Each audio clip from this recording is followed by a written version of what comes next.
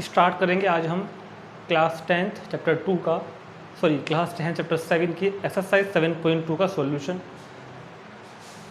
Class 10 chapter 7 coordinate geometry 7.2 solution. और जैसा कि आपको पता ही है सभी को, या फिर जो व्यूवर्स नए हैं जो आज पहले बार इस वीडियो को देख रहे हैं, उनके लिए बताना चाहूँगा कि किसी भी टॉपिक की सॉल्यूशन वीडियो को देखने से पहले आप उसकी इंट्रोडक्शन वीडियो को जरूर देखना, क्योंकि सॉल्यूशन वीडियो में सिर्फ आपको क्वेश्चन का सॉल्यूशन नहीं मिलेगा, सब कंसेप्ट, सब फॉर्मूले जो मैंने ड्राइव कराए हैं या जो मैंने समझाया हुआ है कि क्यों अप्लाई कर रहे हैं, कैसे कर रहे हैं, क्या कहानी है, वो सब समझाया हुआ है इंट्रोडक्शन वीडियो के अंदर। हर चैप्टर ऐसे होता है मेरे पास, सब पहले सबकी बनती है इंट्रोडक्शन वीडियो, फिर उसके एग्जाम्पल्स और फिर उसका सॉल्यूशन। सॉल्यूशन में सिर्फ आपको क्वेश्चन का सॉल्यूशन ही मिलेगा।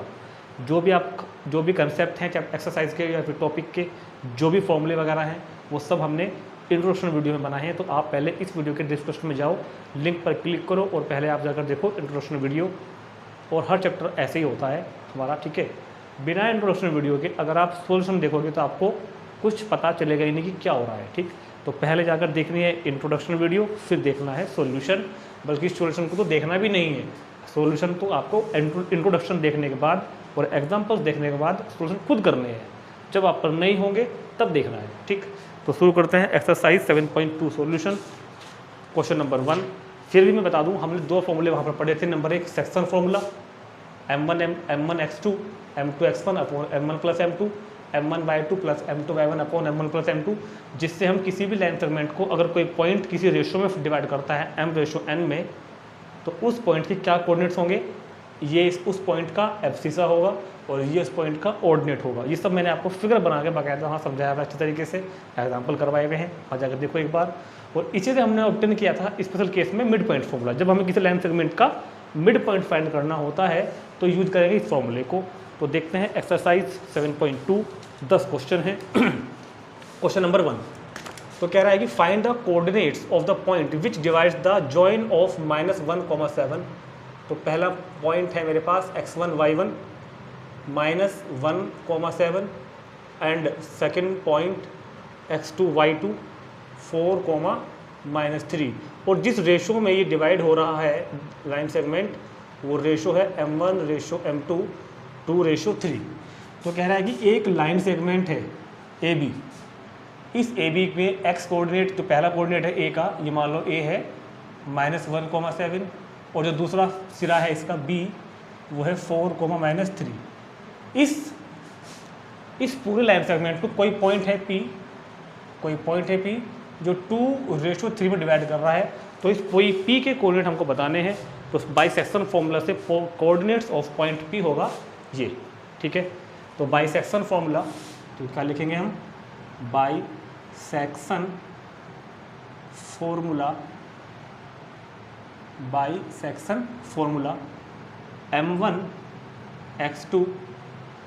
m1x2 plus m2x1 upon m1 plus m2, comma m1y2 plus m2y1 upon m1 plus m2। Bisection formula coordinates of P, मतलब P के कोऑर्डिनेट ये होंगे, ठीक है। जब हम कोऑर्डिनेट लिखते हैं ना तो इक्वल नहीं लगाते, ये P इसके इक्वल नहीं है, P इसके इक्विवेलेंट है, तो बोलते हैं इक्विवेलेंट। तो क्या होंगे m1 x2 प्लस रखो m2 कितना है 3 इंटू x1 कितना है -1 upon m1 plus m2, comma m1 2 और y2 -3, m1 y2 plus m2 means 3 और y1 7 upon m1 plus m2, ठीक है।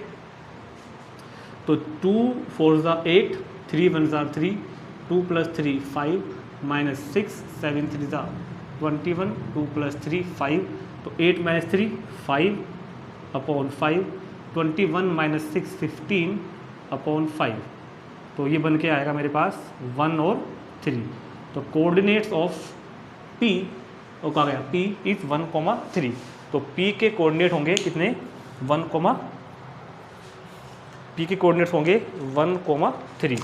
तुरंत नोट करेंगे इसको जल्दी से, और इसको नोट करने के बाद आएंगे हम अगले क्वेश्चन पर, क्वेश्चन नंबर 2 पर। Question number 2, find the coordinate of the points of trisection of the line segment joining 4 -1 and -2 -3। तो दो पॉइंट्स हमको दिए हुए हैं, given points A and B. Given points को मैंने ए मान लिया 4 -1, और दूसरा पॉइंट हमने क्या मान लिया बी -2 -3। तो उन पॉइंट्स के कोऑर्डिनेट फाइंड करने हैं जो इन दोनों पॉइंट्स को ज्वाइन करने वाले लाइन सेगमेंट्स को ट्राइसेक्ट करता है। ट्राइसेक्ट वर्ड से कुछ याद आया? अगर आपने इंट्रोडक्शन वीडियो देखी और इसमें एग्जाम्पल मैंने आपको कराया था, बिल्कुल सेम वही एग्जाम्पल है, बस ये पॉइंट्स चेंज कर दिया। ठीक, एक्चुअल में अगर देखा जाए तो मुझे करना भी नहीं चाहिए, आपको खुद करना चाहिए। बिल्कुल इसके सेम टू सेम कॉपी हमने एक एग्जाम्पल किया था, बिल्कुल वैसे हम इस क्वेश्चन को करेंगे। क्या करना है मेरे को? ये कह रहा है कि ये ए है, ये बी है। बहुत ध्यान से देखना, पॉइंट्स ए के कोऑर्डिनेट 4, -1, पॉइंट बी के कोऑर्डिनेट -2, -3। अब दो पॉइंट्स और हैं जो इस ए बी को करते हैं ट्राइसेक्ट। ट्राइसेक्ट का मीन्स मतलब क्या बताया था मैंने जब आपको? 3 इक्वल पार्ट में डिवाइड करना। ट्राइसेक्ट मतलब एक पॉइंट पी, दूसरा पॉइंट क्यू, और पॉइंट पी क्यू किस तरीके से है कि अब ये लाइन 3 इक्वल भागों में डिवाइड हो गई है। A P is equal to P Q is equal to B Q. जितना ए पी है उतना ही पी क्यू है, उतना ही बी क्यू है। मतलब पी क्यू वो पॉइंट हैं, पी और क्यू वे पॉइंट हैं जो इस पूरी लाइन सेगमेंट ए बी को ट्राइसेक्ट करते हैं। ट्राइसेक्ट मतलब 3 इक्वल पार्ट में डिवाइड करते हैं। तो लिखेंगे हम यहाँ पर let P and Q trisects, let P and Q trisects the line segment segment A B. Then जब पी और क्यू ए बी को ट्राइसेक्ट करते हैं तो इसका मतलब ये तो हुआ कि जितना ए पी होगा उतना ही पी क्यू होगा, उतना ही बी क्यू होगा। ट्राइसेक्ट मीन्स 3 इक्वल पार्ट्स में डिवाइड करना। ट्राइसेक्ट मीन्स 3 इक्वल पार्ट्स में डिवाइड करना कि पी और क्यू वो पॉइंट्स हैं जो इस पूरी लाइन ए बी को 3 इक्वल पार्ट में डिवाइड कर रहे हैं। तो मुझको पी और क्यू दोनों के कोऑर्डिनेट बताने हैं, और इस क्वेश्चन में सिर्फ ए और बी गिवन है, रेशो कोई गिवन नहीं है, रेशो भी कोई गिवन नहीं है, और पी और क्यू मेरे को बताने हैं। ठीक है, तो अब मेरे पास एक जानकारी और भी आ गई कि जितना पार्ट ए पी है उतना ही पार्ट पी क्यू है, उतना ही पार्ट बी क्यू है। ये डिटेल भी मेरे पास में फिलहाल है। इसी बात का यूज करूंगा मैं A P Q B Q का। ठीक, और हम फाइंड कर देंगे पी के कोऑर्डिनेट और फिर फाइंड करेंगे इधर क्यू के कोऑर्डिनेट। ठीक, बिल्कुल इसके जैसा हमने एग्जाम्पल भी किया था, आप जरूर वो पहले जाकर देखना, आपको मिलेगा वो इंट्रोडक्शन वीडियो के अंदर, फिर आप आगे इस क्वेश्चन को देखना। चलो जी, अब मेरे को आप एक बार बताओ, सोच के बताओ, अगर ये A P P Q B Q equal हैं तो क्या मैं ऐसा कर दूं कि ए को इसको ए मान लूं, इसको भी ए मान लूं, और इसको भी ए मान लूं? जब तीनों इक्वल है ना, तीनों इक्वल पार्ट हैं, तीनों पार्ट इक्वल हैं, ए, तो हमने मान लिया A P is equal to P Q is equal to B Q is equal to A. हमने कहा से मतलब माना, हमने मान लिया कि ये ए के हैं। बात होगी क्लियर? अब सुनो, जब ये ए है, ये भी ए है, ये भी ए है, तो ये इस ए से लेकर और इस क्यू तक का कितना हो गया? ए 2 हो गया क्या? इतना पार्ट, अगर हम इतने पार्ट की बात करें ए से क्यू तक के पार्ट की, तो ए क्यू कितना हो गया? 2a। लिखते हैं इधर ए क्यू होगा a plus A is equal to 2a। Now अब मेरे को एक बात बताओ, अगर मैं आपसे कहूँ कि उस फिगर में जाओ और ए क्यू और बी क्यू का रेशो बताओ, ए क्यू और बी क्यू का रेशो बताओ, ए क्यू और बी क्यू का रेशो देखो, A Q 2a, B Q A Q 2a, A Q 2a, B Q A, तो ए से ए कैंसिल, तो ये रेशो क्या हो जाएगा? 2:1। तो we can say that A Q ratio B Q is equal to 2:1। मतलब Q is the point, Q is the point which divides A B in the ratio 2:1। Q वो point है जो ए बी को 2:1 में इंटरनली डिवाइड कर रहा है। Q वह पॉइंट है जो लाइन सेगमेंट ए बी को 2:1 में डिवाइड करता है। तो क्या लिखेंगे हम? implies that Q is the point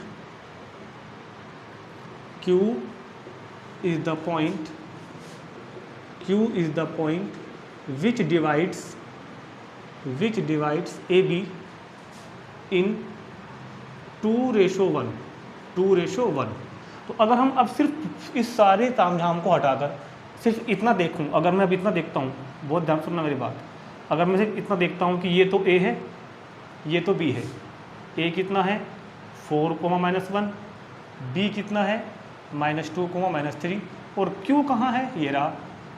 और क्यू इस पूरे लाइन सेगमेंट को 2:1 में डिवाइड कर रहा है। तो ये तो क्वेश्चन नंबर 1 के जैसा बन गया। अब तुम्हारे पास x1 y1 भी है, x2 y2 भी है, m1 m2 भी है, तो कोऑर्डिनेट ऑफ क्यू तो फाइंड हो जाएंगे बड़ी इजीली, वो फॉर्मूला अप्लाई करके क्यू आएगा। उसके बाद देखते हैं p कैसे आएगा। तो पहले क्यू तो फाइंड करो। तो अब मेरे पास x1 y1 का काम कौन करेगा, x1 y1 तो होगा 4 -1, और x2 y2 कौन होगा, x2 y2 होगा -2 -3। रेशियो m1 m2 को, ये हम बात काम कर रहे हैं क्यू को फाइंड करने के लिए, m1 m2 कौन होगा 2 1, और कोऑर्डिनेट का फॉर्मूला क्या होगा, कोऑर्डिनेट्स ऑफ क्यू क्या होंगे m1 x2 m2। इधर तो थोड़ा जगह मेरे को कम लग रही है, शायद पूरा पिक्चर नहीं आ रही होगी उधर, तो कोई बात नहीं, जगह तो है हमारे पास काफ़ी। सो कोऑर्डिनेट्स ऑफ क्यू होंगे m1 x2 plus m2 x1 upon m1 plus m2, comma m1 y2 plus m2 y1 upon m1 plus m2। तो कोऑर्डिनेट्स ऑफ क्यू ये रखो पहले m1 m2 की वैल्यू 2 और 1, m1 x2 m2 x1 upon m1 plus m2, comma m1 y2 m2 y1 upon, देखो मैं ऐसे करता था, थोड़ा जल्दी हो जाता है ऐसा काम। तो अब कर दो x2 x1 -2 और 4, x2 x1 और y2 y1 -3 और -1। ये तो कैलकुलेशन है, जैसे मर्जी कर लो जाए। तो -4 + 4 0, 0/3 0, मैंने डायरेक्ट सोल्व कर दिया। -6 और -1 -7/3। तो देखो क्यू के कोऑर्डिनेट तो मेरे पास आ गए, एक काम तो हमारा हो गया खत्म, 0, -7/3। तो हमने क्यू के कोऑर्डिनेट तो फाइंड कर दिए। देखो जितना भी मैंने बोर्ड पे किया है ना, वो फिक्री बनानी है, ये सब नोट करना है, ये भी लिखना है, सब लिखना है। तो एक काम तो हो गया हमारे पास, 0, -7/3। ये लो, क्यू के कोऑर्डिनेट तो आपने फाइंड कर दिए। अब कौन रह गया पी, अब कौन रह गया पी। देखो ध्यान से एक बार बताओ, क्या P is the mid point, now P is the mid point, P is the mid point of A Q. क्या P ए क्यू का मिड पॉइंट है? देखो एक मिनट, ये Q है इधर, ये A है, और बीचों बीच कौन है P। भाई ये लेंथ A की थी, ये लेंथ A की थी, तो फिर तो मिड पॉइंट वाले कंसेप्ट से ही मिड पॉइंट हो गया ना इसका। Q is the mid point of A Q, तो बाय मिड पॉइंट फॉर्मूला। अब लगाओ आप mid point formula, by mid point formula, क्योंकि आपके पास ए भी है क्यू भी है। बाय मिड पॉइंट फॉर्मूला क्या है, x1 + x2, ये रहा x1 + x2, x1 + x2 by 2, comma y1 + y2 by 2। ठीक हो गया। तो 4 + 0 4/2, और ये 3 बन जाए 3, 3 और 7 -10/3, और 2 भी अपॉन में है। ठीक, ये आपको कैलकुलेशन करनी थोड़ा देख लेना, अपना आप आनी चाहिए। 2 5 = 10, तो 2 और -5/3। तो दोनों पॉइंट मैंने फाइंड कर दिए, ये इधर Q आ गया था और ये इधर P हमारे पास आ गया। तो ट्राई सेक्शन मतलब 3 इक्वल पार्ट्स पे डिवाइड करना, दोनों पॉइंट P और Q जो इस लाइन को ट्राइसेक्ट कर रहे थे, हमने कोऑर्डिनेट फाइंड कर दिए हैं Q के और P के। नोट करेंगे और देखते हैं क्वेश्चन नंबर 3। देखते हैं क्वेश्चन नंबर 3। एक तरह से एक्टिविटी बेस्ड क्वेश्चन है, और एक्टिविटी बेस्ड क्वेश्चन है, एक्टिविटी में आता है और एग्जाम में आता है केस स्टडी में इस तरह का क्वेश्चन। तो कुछ एक रफ स्केच मैंने इधर बनाया हुआ है, बाकी आप इधर ये पिक्चर देख सकते हैं जहाँ पर आप बिल्कुल अच्छी तरह समझ सकते हैं। साथ में जो लैंग्वेज है, लैंग्वेज वाला पार्ट भी आपको दिखाई दे रहा होगा साइड में, और ये आपको दिखाई दे रहा होगा इसका एक्यूरेट फिगर। बाकी मैंने समझाने के लिए इधर बनाई भी है। बहुत ध्यान से पढ़ना है, बहुत ध्यान से पढ़ना है, क्योंकि क्वेश्चन में कुछ नहीं रखा, बस लैंग्वेज को समझनी है। लैंग्वेज अगर आपने समझी तो क्वेश्चन में तो कुछ है ही नहीं, लैंग्वेज समझनी में आनी चाहिए आपको। ठीक है, तो ज़रा पढ़ते हैं लैंग्वेज को ध्यान से देख के बोर्ड पर, और देखते भी हैं। To conduct sport day activity. Sport day activity में क्या हुआ है कि in your rectangular shape school ground ABCD, ये आपका रेक्टेंगुलर शेप ग्राउंड है ABCD के नाम से। ABCD is your rectangular shape ground, lines have been draw with chalk powder, ये लाइन ड्रॉ कर दी है चॉक पाउडर से, करते हैं ना कलर डाल के। 100 flower pots have been placed at a distance of 1 metre from each other along AD, AD के अलोंग, इस लाइन एडी के अलोंग, जो लाइन है एडी, इस एडी के अलोंग 1 मीटर के डिस्टेंस पर, 1 मीटर फिर 1 मीटर फिर 1 मीटर डिस्टेंस, 100 फ्लावर प्लॉट्स रखे हुए हैं, 100 गमले, 100 गमले रखे हुए हैं 1 मीटर डिस्टेंस पर। Niharika runs 1/4 in the distance AD in the second line, Niharika इस सेकंड लाइन में 1/4 डिस्टेंस तय करती है। ठीक, पहले मैं पढ़ रहा हूँ, बाकी बातें बताऊंगा आगे।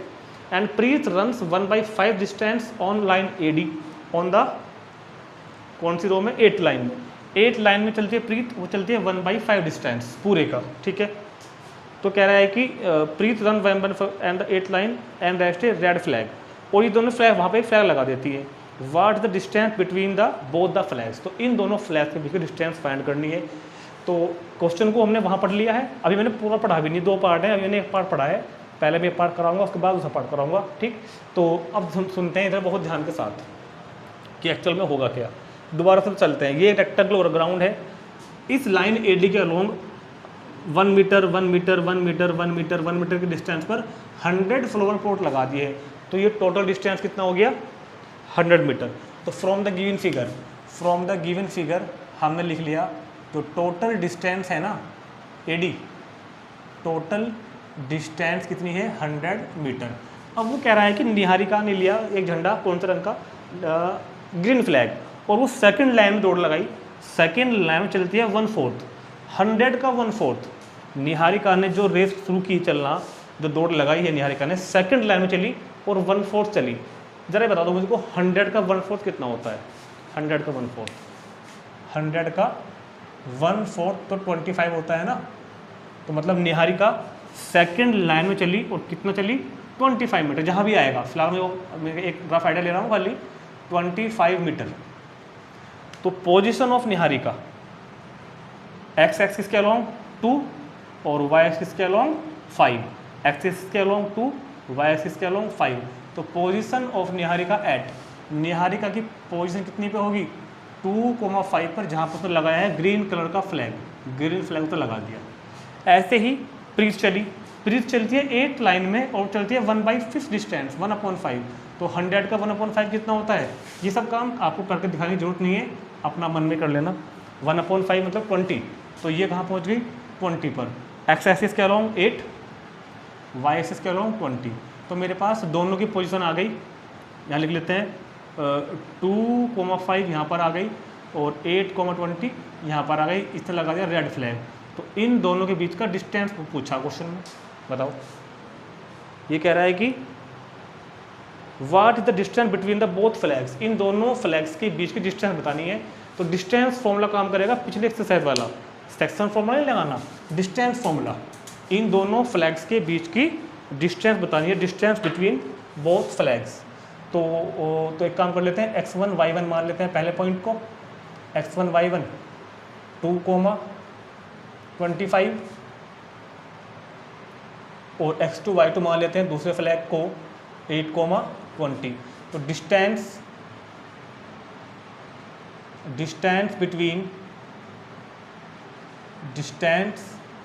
बिटवीन बोथ फ्लैग्स, दोनों फ्लैग्स के बीच की डिस्टेंस बाय डिस्टेंस फॉर्मूला क्या होगा, x2 माइनस x1 का whole square plus y2 minus y1 का होल स्क्वायर का स्क्वायर रूट। तो x2 minus x1 8 minus 2, y2 minus y1 20 minus 25, 20 minus 25। तो 8 माइनस 2 कितना हो गया 6 और 20 माइनस 25 माइनस 5, तो 6 का स्क्वायर 36, 5 का स्क्वायर 25।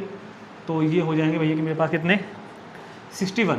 तो रूट 61 कितना मीटर, तो रूट 61 मीटर दोनों फ्लैग्स के बीच का डिस्टेंस होगा रूट 61। तो ये तो हो गया फर्स्ट पार्ट का answer.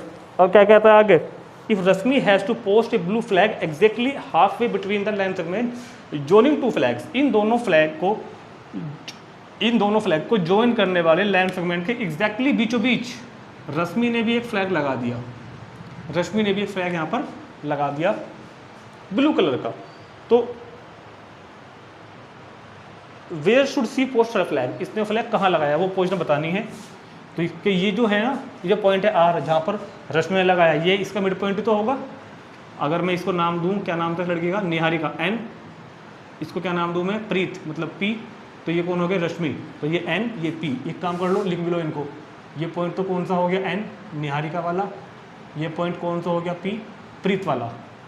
So position of red flag, ये blue flag, sorry, position of blue flag, जो ब्लू फ्लैग किसने लगाया है, रश्मि ने। Position of blue flag post by Rashmi, post by कौन, रश्मि।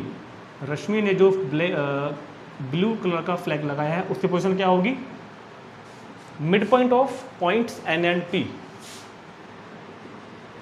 Mid point of N P, क्योंकि उसने एग्जैक्टली इसके बीच बीच लगाया है, तो mid point of N P. तो अब लगाओ mid point formula. Mid point formula क्या होता है, x1 plus x2 by 2 comma y1 plus y2 by 2, x1 plus x2, x1 plus x2 मतलब 2 plus 8 by 2, y1 plus y2 तो 25 plus 20 और by कितना 2, 8 और 2 10, 10 अपॉन 2 5, 25 20 45, तो 45 बाई 2। तो position of blue flag is 5,45 by 2, 5,45 by 2 तुरंत note करेंगे। और चलते हैं नेक्स्ट क्वेश्चन पर। Question number 4, find the ratio in which the line segment joining the points. तो coordinates of given points, coordinates of given points a -3,10, b 6 - 8, और जो divide कर रहा है वो हमने मान लिया पॉइंट p -1,6। तो कह रहा है कि फाइंड द रेशो, वो रेशो फाइंड करना है in which the line segment joining the these points, इन दोनों पॉइंट्स को जॉइन करने वाला लाइन सेगमेंट, किन दोनों पॉइंट्स को, a और b। ये पॉइंट a है -3,10, ये रफ स्केच है वैसे भी। ये पॉइंट b है 6 - 8। इन दोनों पॉइंट्स को a और b को जॉइन करने वाला जो लाइन सेगमेंट है ना, इस लाइन सेगमेंट को पॉइंट p, इस लाइन सेगमेंट को पॉइंट p किसी रेशो में डिवाइड करता है, वो रेशो बताना है। क्वेश्चन ये है। इस बार आपके पास x1 y1 है, x2 y2 है, और उस पॉइंट के कोऑर्डिनेट भी हैं जो डिवाइड करता है एक्चुअल में, और m1 m2 बताना है, रेशो बताना है। ऐसा क्वेश्चन हमने एग्जाम्पल में भी किया था। तो और आपको फिर याद भी होगा कि जिस क्वेश्चन में रेशो फाइंड करना होता है ना, उसमें हम लोग रेशो को कुछ मान लेते हैं। जिस क्वेश्चन में रेशो फाइंड करना होता है उसमें रेशो क्या मानेंगे हम, k रेशो 1। तो ए बी को ज्वाइन करने वाली जो लाइन सेगमेंट है, उस लाइन सेगमेंट को ये पॉइंट किस रेशो में फाइंड करता है। तो लेट द रिक्वायर्ड रेशो, जब भी आपको रेशो फाइंड करना हो, let the required ratio be k ratio 1। Ratio को मान लिया करो आप, क्या मान लिया करो, k रेशो 1। ठीक, अब आपके पास कौन कौन सी डिटेल है। एक तो है x1 y1 मतलब पहला पॉइंट -3,10, एक आपके पास दूसरा पॉइंट भी है x2 y2 6, -8। एक आपके पास रेशो हमने जो माना है उसी के टर्म्स में m1 m2 k रेशो 1 जो हमने लेट किया है। और जो पॉइंट फाइंड करना है, सॉरी पॉइंट तो दिया हुआ है, मतलब जो फाइंड करते हैं p, जिसको हम क्या मानते हैं xy, वो भी दिया हुआ है। जो पॉइंट डिवाइड कर रहा है उसको मानते हैं xy। ठीक, वो भी कितना है -1,6। तो by section formula, by section formula, तो सेक्शन फॉर्मूला से क्या होगा, कोऑर्डिनेट्स ऑफ पी, सेक्शन फॉर्मूले से कोऑर्डिनेट्स ऑफ पी क्या होंगे, m1 x2 plus m2 x1 upon m1 plus m2 comma m1 y2 plus m2 y1 upon m1 plus m2। ठीक, ठीक है। और ये किसके इक्वल होगा, -1,6 के इक्वल होगा। भाई कोऑर्डिनेट्स ऑफ p हमारे अकॉर्डिंग तो ये है, but according to section formula तो फॉर्मूला यही तो होता है। इस फॉर्मूले को लगा के तो ये फाइंड करते हैं ना हम लोग, तो इसको इसके इक्वल लग दिया हमने। अब इसमें आप वैल्यू पुट करो m1 वगैरह की सब गेन की। m1 x2 कितना हो गया 6, m2 1, x1 -3 upon m1 plus m2, और m1 तो k है, y2 -8, m2 1 है, y1 10 upon m1 plus m2 is equal to -1,6। तो ये कितना हो जाएगा 6k -3 k + 1 और -8k + 10 अपॉन k + 1 और -1,6। अगर आपको याद हो तो इस तरह के क्वेश्चन में सिर्फ किसी एक को ही इक्वल करना पड़ता है, चाहे तो पहले के इक्वल कर लो तो भी आंसर आ जाएगा, या दूसरे को दूसरे के इक्वल कर लो तो आंसर आ जाएगा। तो पहले को करते हैं पहले के इक्वल, मतलब FC साहब को इक्वल कर देते हैं। तो क्या होगा 6k -3 upon k + 1 is equal to -1। k + 1 गया उधर मल्टीप्लाई में, तो 6k -3 k + 1 की जब -1 में करोगे तो ये आएगा, तो 6k -k इधर आ गया, 3 उधर ले जाओ, 3 - 1 तो कितना हो जाएगा 6k और 1k 7k, तो 2, तो k की वैल्यू 2/7। तो जो रेशियो हमको बताना था वो कितना होगा 2:7। ठीक, तो जिस क्वेश्चन में रेशियो फाइंड करते हैं, जिस क्वेश्चन में हम रेशियो फाइंड करते हैं उसमें रेशियो को क्या मानना है आपको हमेशा k:1। ठीक, और 1 को, क्योंकि 1 तो अपॉन में हम छोड़ देते हैं ना, तो 2:7/1 उस 1 को लिखना ही नहीं है, तो आंसर क्या आ जाएगा 2:1। और सेम ऐसा क्वेश्चन हमने एग्जाम्पल में भी किया था, तो तुरंत नोट करेंगे जल्दी से इसको और देखते हैं नेक्स्ट क्वेश्चन नंबर 5। चलिए जब देखते हैं क्वेश्चन नंबर 5, बहुत ही इंपॉर्टेंट क्वेश्चन है। और अगर आपको याद हो तो हमने ऐसा क्वेश्चन एक्सरसाइज में भी किया था, सॉरी एग्जाम्पल्स में भी किया था, और मैंने उस टाइम भी आपसे कहा था कि ये क्वेश्चन हम एक्सरसाइज में भी करेंगे। तो अब देखते हैं हम क्वेश्चन नंबर 5। तो find the ratio in which the line segment, वो रेशो फाइंड करना है in which the line segment joining these points A 1 - 5 and B -4,5, इन दोनों पॉइंट्स को ज्वाइन करने वाली जो लाइन सेगमेंट है उस लाइन सेगमेंट को एक्स एक्सिस जिस रेशो में डिवाइड कर रहा है वो रेशो बताना है। Also find the point of division, और पॉइंट ऑफ डिवीजन भी बताना है। तो क्योंकि अभी आपको लैंग्वेज ठीक समझ में नहीं आई होगी तो बहुत ध्यान से देखते हैं, लैंग्वेज एक बार दोबारा देखते हैं क्या कह रहा है। अच्छा, इस क्वेश्चन में ना हम इन पॉइंट्स को वहीं लोकेट करेंगे जिस क्वाड्रेंट में ये होते हैं, ताकि आप अच्छे से इसको फील कर सकें बातों को। तो 1 - 5, 1 प्लस और माइनस, तो ये कहाँ होगा पहला प्लस का, तो ये होगा इस क्वाड्रेंट में फोर्थ में 1, -5, और ये कहाँ होगा सेकेंड क्वाड्रेंट में x माइनस का है y प्लस का है, तो ये कहीं यहाँ होगा -4,5। तो ये पॉइंट ये वाला हो गया और आपका ये पॉइंट ये वाला हो गया। तो कह रहा है कि इस पॉइंट को, इन दोनों पॉइंट को ज्वाइन करने वाला जो ये लाइन हमने बनाया है, लाइन सेगमेंट ए बी, ये जो लाइन सेगमेंट आपको दिखाई दे रहा होगा बोर्ड पर, दिख रहा है ना, ये लाइन सेगमेंट एक्स एक्सिस के, देखो ध्यान से, एक्स एक्सिस से कुछ पार्ट इधर है, बाकी का पार्ट इधर है। तो ये रेशो बताना है कि इस पार्ट का और इस पार्ट का रेशो कितना है। मान लो कि मैं इस पॉइंट को अगर P नाम दे दूं तो मेरे को बताना है कि पॉइंट P लाइन AB को किस रेशो में डिवाइड करता है। क्वेश्चन में ये तो लिखा हुआ है कि find the ratio in which the line segment joining the A and B is divided by x axis. A और B को ज्वाइन करने वाला ये line segment point x axis से किस रेशो में डिवाइड होता है, ये रेशो बताना है, ये रेशो ये, और साथ साथ इस पॉइंट P के कोऑर्डिनेट बताने हैं जिस पॉइंट पर ये डिवाइड हो रहा है। ठीक है, तो दो बातें बतानी है, k:1 और P के कोऑर्डिनेट्स। ठीक है, तो हम एक काम करते हैं, पहले मान लेते हैं let line segment AB, let the line segment AB divides by the x axis, divides by the x axis in ratio, कितना मानेंगे k:1, in ratio k:1, in ratio k:1 at कितने पे point 0,a। Let line segment AB, जो line segment AB है वो x axis से divide होता है k:1 में, और किस पॉइंट पर डिवाइड हो रहा है 0,a पे। 0,a क्यों माना, याद करो मैंने कई बार बताया था कि अगर कोई पॉइंट x एक्सिस पर है तो उसमें उल्टा कर दिया मैंने, सॉरी 0,a, अगर कोई पॉइंट x एक्सिस पे है तो क्या होगा a,0, तो उसका y वाला 0 होता है, मतलब कि इसका ऑर्डिनेट 0 होता है। जो पॉइंट x एक्सिस पे होगा वो किस फॉर्म का होगा अपना, हमेशा a, 0 की फॉर्म का। तो दो बातें बतानी है, k की वैल्यू और a की वैल्यू, ठीक। तो सुनो मेरी बात को, बहुत ध्यान सुनना। मेरे पास x1, y1 कितना हो गया, x1 y1 1, -5। हमारे पास x2, y2 भी आ गया, और कितना आ गया, -4, 5। m1 m2 भी हमारे पास फिलहाल k की टर्म्स में है ही, तो k/1 by section formula, by section formula.